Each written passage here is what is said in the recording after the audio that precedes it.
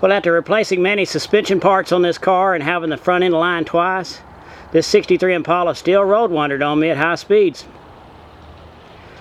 I took it back to the front end alignment shop that aligned the front end today, and these guys shook the rear end of the car back and forth with me looking at it, and the rear stabilizer link has a bolt that attaches to the rear end housing. That bolt was loose. I've never seen that happen on one of these old Impalas before where that loosened up. I've seen the bushings go bad, and if those are bad, the car obviously drives really sloppy, but these bushings were good, so I didn't replace them, and by not replacing them, I didn't discover that this bolt was loose until today. And you know, I haven't had anybody else to shake the car back and forth and try to let me look at it and see what was wrong with it. But anyway, I'll show you what it is.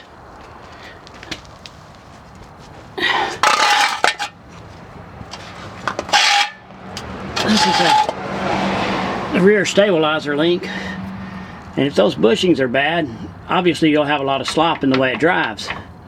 But the bolt itself that bolts to the rear end had come loose, and it wobbles back and forth, and that allows the rear end to shake from one side to the other. And at high speeds, that shaking from one side to the other on the rear end would cause the power steering tie rod to kick one way or the other, and it could be quite a mess to drive when I got up to 75 and 80 miles an hour.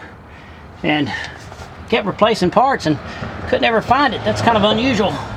I had my own auto repair shop for several years there, and I worked on these cars for a lot, and I've never run into a problem like that, so I didn't know to look at that. But anyway, I'm doing something else to a friend of mine. Has a 63 Chevrolet Impala, and he wants to have this rear end chrome plated. He wants me to take it apart for him so he can take it to the chrome shop, and thought I would show a poor man, or a desperate man I guess you'd say,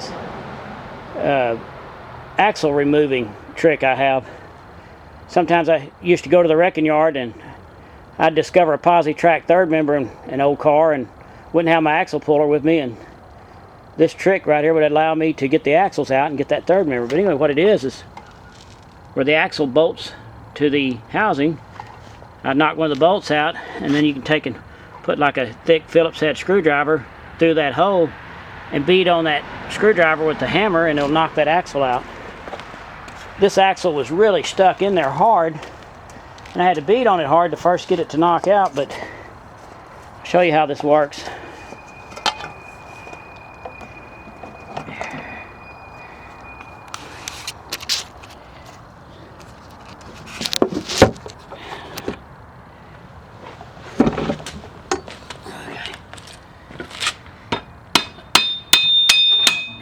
And out it'll come. Like I said, it keeps you from having to buy an expensive axle puller, or if you're someplace where you didn't bring your axle puller and you need to get a third member out, that'll work. Of course, that only works on the rear ends that have removable third members.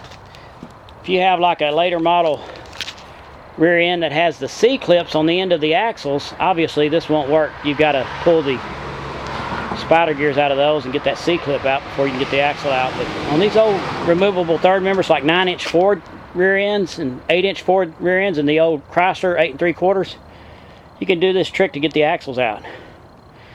Anyway, as I said, I'm anxious to get that 63 back together and see if one more time this will cure my road wandering problem. I can't think of anything else.